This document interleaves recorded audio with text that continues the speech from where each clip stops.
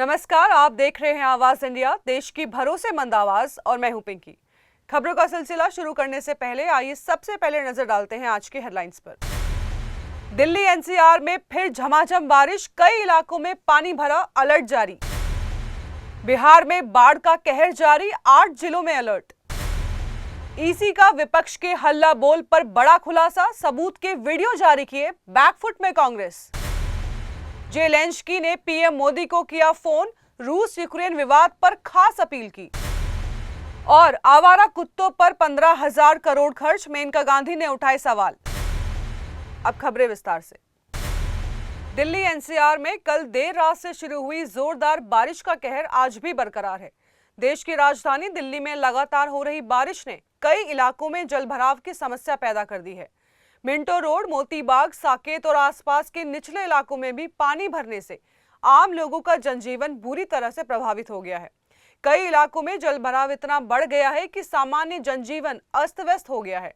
खास तौर पर प्रमुख सड़कों और फ्लाईओवरों पर पानी जमा होने से भारी ट्रैफिक जाम लग गया है, जिससे यात्रा के समय में भी लंबा इजाफा हुआ है। ट्रैफिक पुलिस ने वाहनों को वैकल्पिक मार्गों का इस्तेमाल करने की सलाह दी है। मौसम विभाग ने इस दौरान रेड अलर्ट जारी करते हुए लोगों से घरों में रहने और बाहर निकलने में सावधानी बरतने को कहा है। प्रशासन ने राहत और बचाव कार्य को भी तेजी कर दी है। बिहार में मानसून ने कहर बरपाना जारी रखा है। राज्य के 8 जिलों में मूसलाधार बारिश के चलते भारी बाढ़ की स्थिति बनी हुई है। पटना, भागलपुर, बेगूसराय समेत 7 जिले टापू बन गए हैं।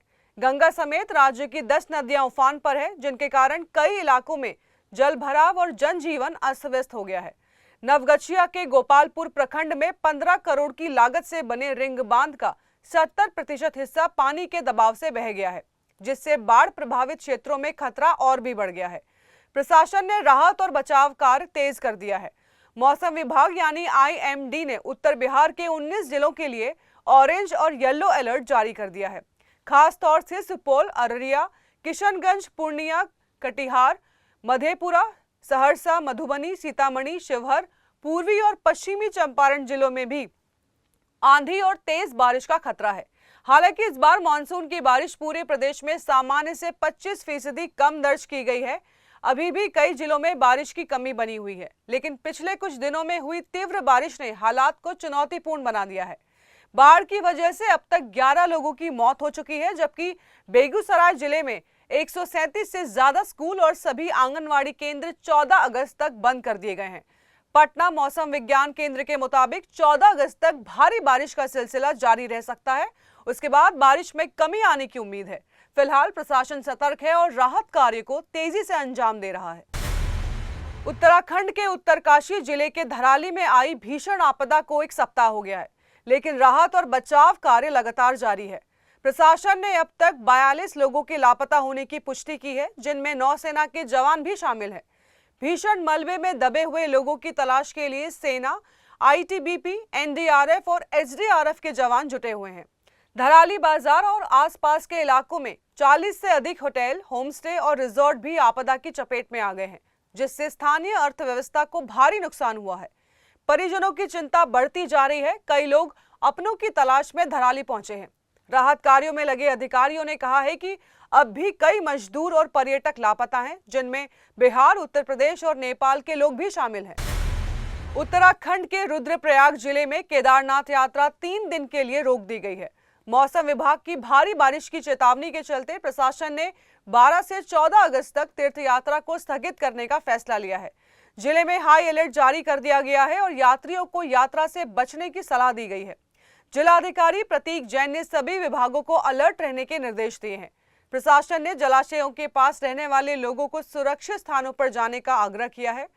आपदा प्रबंधन टीम और लोक निर्माण विभाग की मशीनें राष्ट्रीय राजमार्गों के डेंजर जोन में तैनात कर दी गई है, ताकि किसी भी आपात स्थिति में मार्ग तुरंत खोला जा सके। यात्रियों की सुरक्षा को ध्यान में रखते हुए सभी आवश्यक कदम उठाए जा रहे हैं। मौसम में सुधार होते ही यात्रा फिर से शुरू करने की सूचना दे दी जाएगी। पाकिस्तान के सेना प्रमुख जनरल आसिम मुनीर ने एक बार फिर भड़काऊ और धमकी भरे बयान देकर भारत के साथ तनाव बढ़ा दिया है। अमेरिका में पाकिस्तान के प्रवासी समुदाय को संबोधित करते हुए मुनीर ने सीधे तौर पर भारतीय उद्योगपति मुकेश अंबानी को मजहबी संदर्भ में धमकी दी है।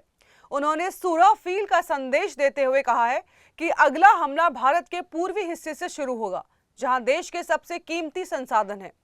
इसके साथ ही मुनीर ने साफ शब्दों में कहा है, अगर भारत सिंधु नदी पर कोई बांध बनाएगा तो पाकिस्तान के पास मौजूद मिसाइलों से उसे तहस नहस कर दिया जाएगा। भारत सरकार ने इस बयान को गंभीरता से लेते हुए इसे एक गैर जिम्मेदाराना रवैया बताया और चेतावनी दी है कि पाकिस्तान में परमाणु हथियारों का गैर राज्य तत्वों के हाथों में जाने का खतरा बढ़ रहा है। साथ ही ये बयान पाकिस्तान में लोकतंत्र की अनुपस्थिति और सेना के कब्जे को भी दर्शाता है। वक्त हो चला है एक छोटे से ब्रेक का।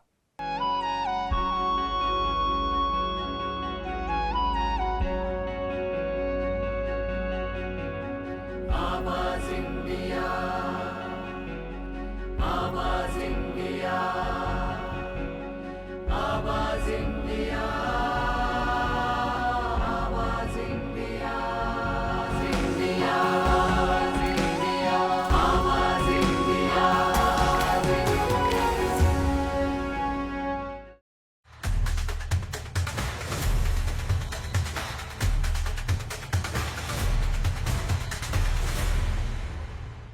ब्रेक के बाद आप सभी का स्वागत है। बढ़ते हैं अगली खबर की ओर। देश की राजधानी दिल्ली में आवारा कुत्तों को लेकर सुप्रीम कोर्ट का नया आदेश सुर्खियों में है।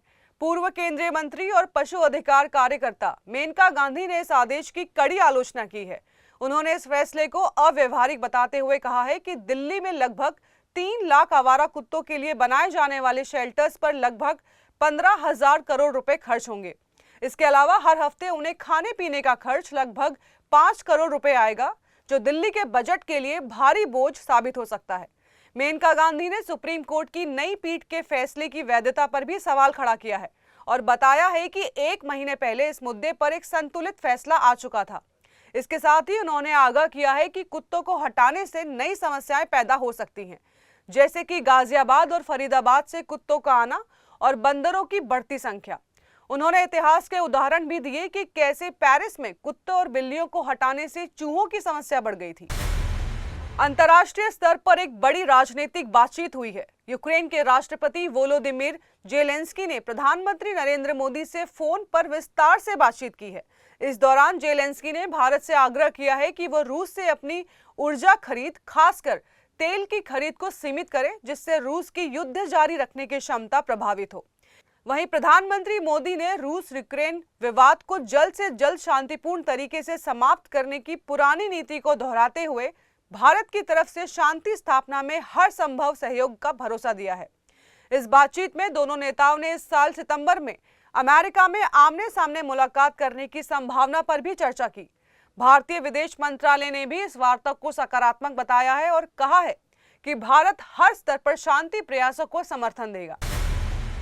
चुनाव आयोग ने बिहार में मतदाता सूची के विशेष सघन पुनरीक्षण यानी SIR को लेकर विपक्ष के विरोध के बीच बड़ा खुलासा किया है। आयोग ने कांग्रेस, राजद और CPI के पदाधिकारियों के उन वीडियो को जारी किया है जिनमें ये नेता चुनाव आयोग के साथ पूरी तरह सहयोग करते हुए दिख रहे हैं। हालांकि दिल्ली में विपक्षी दल SIR का विरोध कर रहे हैं, लेकिन बिहार की जमीन पर स्थिति इससे बिल्कुल अलग है। चुनाव आयोग ने इन दलों के दोहरे रवैये पर सवाल उठाते हुए इसे केवल प्रदर्शन बताया है। साथ ही राहुल गांधी के आरोपों पर आयोग ने सख्त रुख अपनाया है। आयोग ने उन्हें शपथ पत्र के साथ अपने दावों को साबित करने या देश से माफी मांगने का नोटिस दिया है। कर्नाटक, महाराष्ट्र और हरियाणा के मुख्य निर्वाचन अधिकारियों ने भी राहुल गांधी को जवाब देने को कहा है। चुनाव आयोग ने विपक्ष से चर्चा के लिए दिया गया समय भी कांग्रेस सहित अन्य दलों ने गंवाया, जो विवाद को और बढ़ा रहा है। अमेरिकी राष्ट्रपति डोनाल्ड ट्रंप ने एक बार फिर वैश्विक आर्थिक संतुलन को प्रभावित करने वाला बड़ा फैसला लिया है। उन्होंने हाल ही में सोने सहित कई महत्वपूर्ण आयातों पर नई टैरिफ लगाने की घोषणा की है, जिसके कारण सोने की कीमतों में अधिक तेजी आ सकती है। विशेषज्ञों का कहना है कि आने वाले 1 महीने में भारत में सोना 10,000 रुपए प्रति 10 ग्राम तक महंगा हो सकता है। ये महंगाई न केवल सोने की कीमतों को प्रभावित करेगी, बल्कि इससे जुड़े कई सेक्टर्स जैसे कि आभूषण निर्माण, निवेश और घरेलू उपयोग पर भी इसका सीधा प्रभाव पड़ेगा। वैश्विक स्तर पर अमेरिकी टैरिफ की ये नीति न सिर्फ चीन और अन्य देशों के साथ व्यापार तनाव बढ़ाएगी, बल्कि निवेशकों को भी अस्थिरता के बीच सुरक्षित विकल्प की तलाश में धकेलेगी, जिससे सोने की मांग और बढ़ेगी। भारत में सोना पर निर्भरता और अधिक होने के कारण ये वृद्धि आम जनता की जेब पर भारी पड़ सकती है। इस बार बाजार विशेषज्ञों ने सतर्क रहने और समझदारी से निवेश करने की सलाह दी है। अब देखना होगा कि आने वाले हफ्तों में ये फैसला कैसे वैश्विक आर्थिक परिदृश्य को प्रभावित करता है और भारत में इसके क्या-क्या नतीजे सामने आते हैं। उत्तर प्रदेश के फतेहपुर जिले के आबू नगर इलाके में रविवार को धार्मिक तनाव भड़क गया। हिंदूवादी संगठनों और भाजपा नेताओं के नेतृत्व में सैकड़ों की भीड़ ने विवादित मकबरे में घुसकर उसे मंदिर बताकर तोड़फोड़ की। इस दौरान भीड़ ने मकबरे के ऊपर भगवा ध्वज फहराया और हनुमान चालीसा का पाठ किया। इस कार्रवाई से नाराज होकर आसपास के मुस्लिम समुदाय के लोग विरोध के लिए इकट्ठा हुए। दोनों पक्षों के बीच नोकझोंक जल्द ही हिंसक झड़पों में बदल गई, जिससे पत्थरबाजी और लाठीचार्ज तक की नौबत आ गई। करीब 5 घंटे तक चले इस तनावपूर्ण स्थिति को नियंत्रण में लाने के लिए पुलिस और पीएससी को बल प्रयोग करना पड़ा। पुलिस ने इस मामले में भाजपा के हसवा मंडल प्रभारी अभिषेक शुक्ला, बजरंग दल के संयोजक धर्मेंद्र सिंह जनसेवक, भाजपा के अन्य पदाधिकारियों समेत कुल 10 नामजद और 150 अज्ञात लोगों के खिलाफ रिपोर्ट दर्ज की है। डीएम और एसपी ने दोनों पक्षों से शांति बनाए रखने का आग्रह करते हुए मौके से हटाने का काम किया। वहीं एडीजी प्रयागराज संजीव गुप्ता भी स्थिति का जायजा लेने मौके पर पहुंचे और पुलिस अफसरों को कड़ी फटकार लगाई। स्थानीय प्रशासन ने विवादित स्थल के आसपास भारी पुलिस बल तैनात कर स्थिति को नियंत्रण में लाने की पूरी कोशिश की। फिलहाल मामले की जांच जारी है और प्रशासन ने साफ किया है कि जो भी लापरवाही बरतेगा उसके खिलाफ सख्त कार्रवाई की जाएगी। इस घटना ने इलाके में धार्मिक सौहार्द और सामाजिक शांति को गंभीर खतरे में डाल दिया है। फिलहाल आवाज इंडिया समाचारों में बस इतना ही। जुड़े रहिए आवाज इंडिया के साथ, जल्द होगी फिर मुलाकात। नमस्कार।